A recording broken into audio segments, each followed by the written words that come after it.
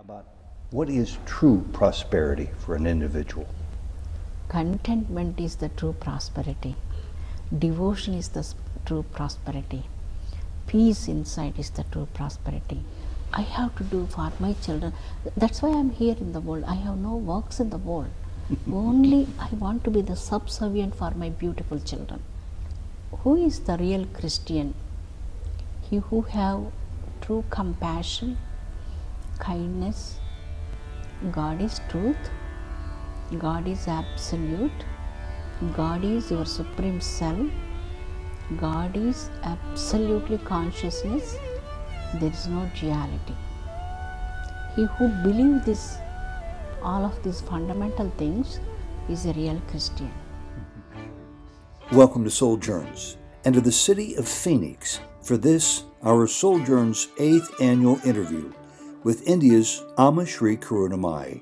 This interview was recorded early on Easter Sunday morning, March 27th, 2016, in Phoenix, Arizona. I love you so much, children. Little soldiers, Amma's blessings for all of you. This is a beautiful program. Through this program, I connected with all of you physically. Internally, I connected with you like anything. I am your soul mother. Soul mother. You have your biological mothers, but soul mother, very special. I am your soul mother.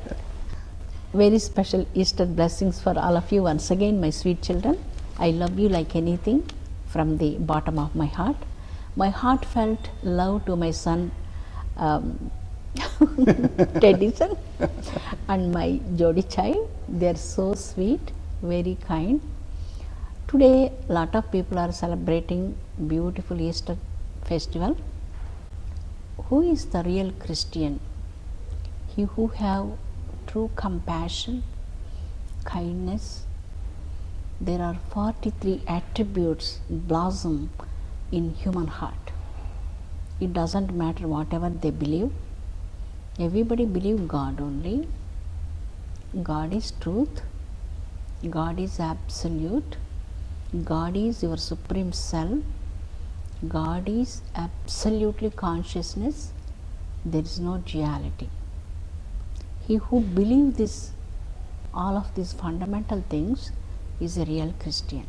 A big component of spirituality, which you talk about over and over again, a gazillion times, is meditation.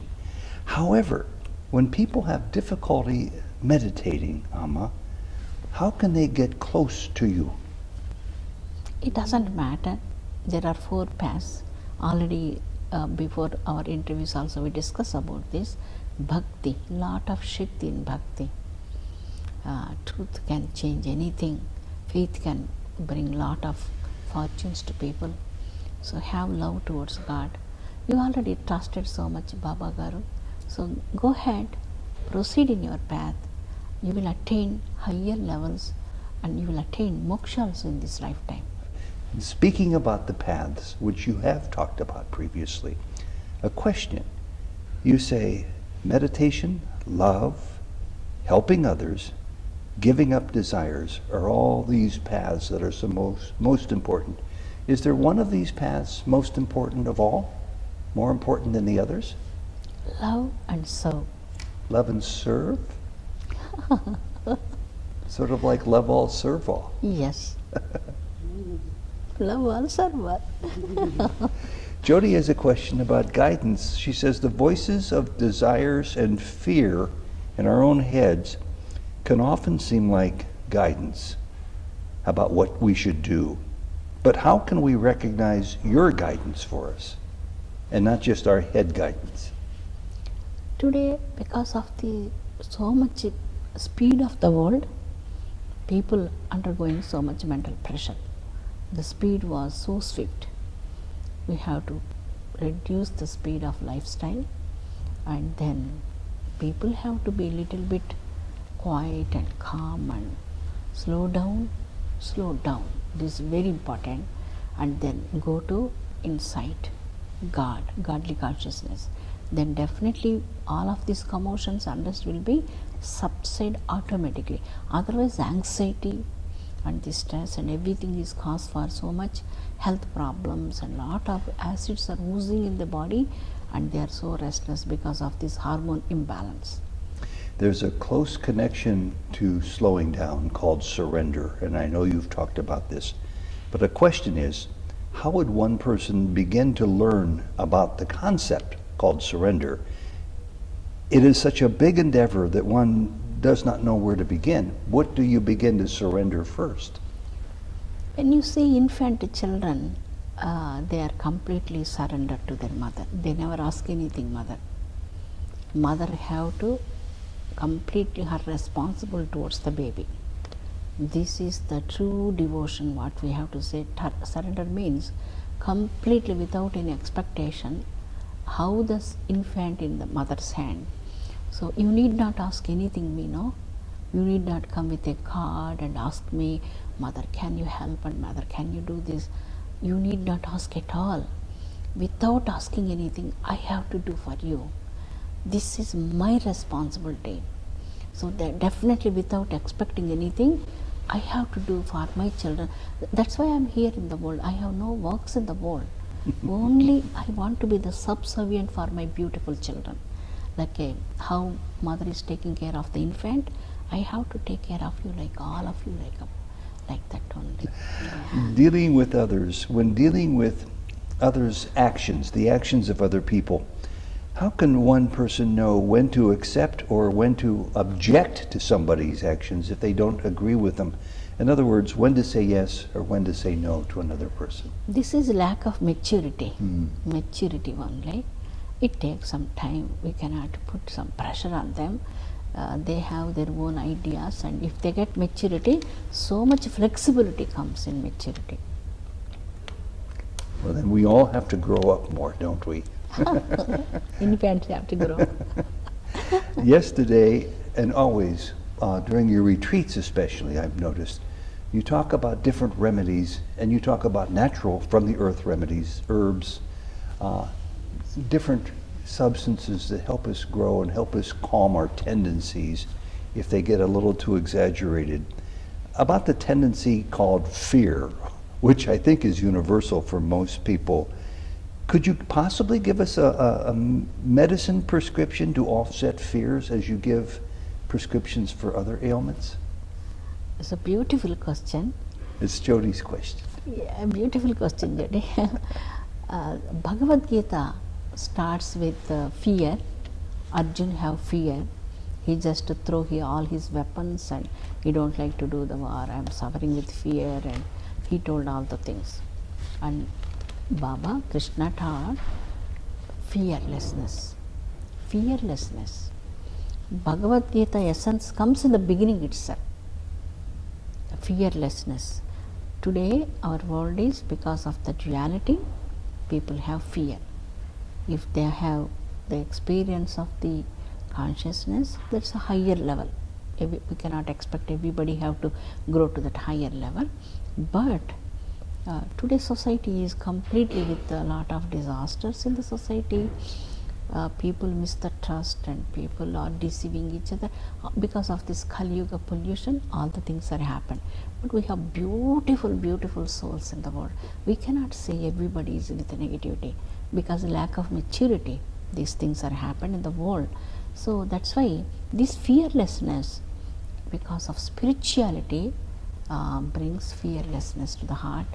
So quietness and serenity, all the things automatically comes by your devotion, little bit of true spirituality. Yeah, I think I've heard about 5 or 6 times in the last 5 minutes you use the word maturity, and Jody has a question about that. Amma, how do you define maturity, and how can we become mature? Maturity is a beautiful word. Sanskrit word is paripakvata. For example, there is some mango, small baby fruit. It is not sweeter to eat immediately, no? We have to wait some time. So when mango matured, then so nicer smell, nicer fragrance, and also fruit is very sweet to eat.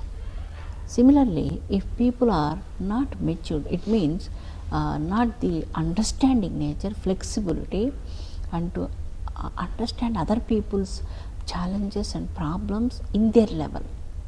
Student have their problem, a household have her problem. So there are so many challenges in the world. People have to understand each other. That is maturity, understanding.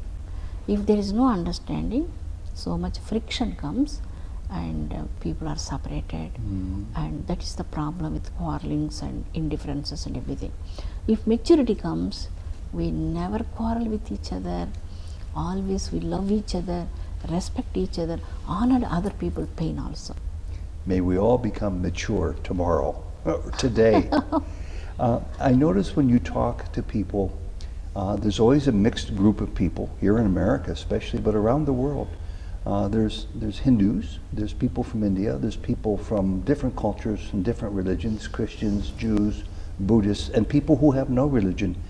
Yesterday you paid special attention to Lakshmi, the work of Lakshmi, and you said to have Lakshmi in your heart is a real boon because Lakshmi is there for many purposes. Explain to people who are not Hindu how they can actually access Lakshmi's love and service. My beautiful little soldiers, I love you so much. Let's ask a beautiful question about Lakshmi. Lakshmi means he who have light in the heart, he is filled with Lakshmi. Lakshmi means nothing but light only. I don't like to make you confused with Sanskrit slokas, but I just want to say one Rigvediya slokam. Saktu mivatita unapunanto yatra dhira manasa vacha makrataha atra sakaya sakyani janate badresham Lakshmi nihitadi vachihi. This is the Rigvedam mentioned. Lakshmi have to dwell on my tongue. It means you have to speak sweeter, kind, compassionate, noble, gentle, truthful words only. So nobody must not speak unkind words and speaking unfavorable words and discontented words. This is called the poverty in words. Lakshmi means contentment in words. Lakshmi means your children. She is Santan Lakshmi. And Lakshmi means courageousness. So people who have courage to face anything bold in the life, that is courage is Lakshmi. I'm so happy I asked the question because a lot of people I think will profit from that. Yeah.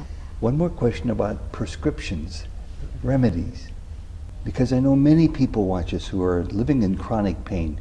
They don't even complain about it because they know people are tired of hearing them complain. But nonetheless, the pain is real for them.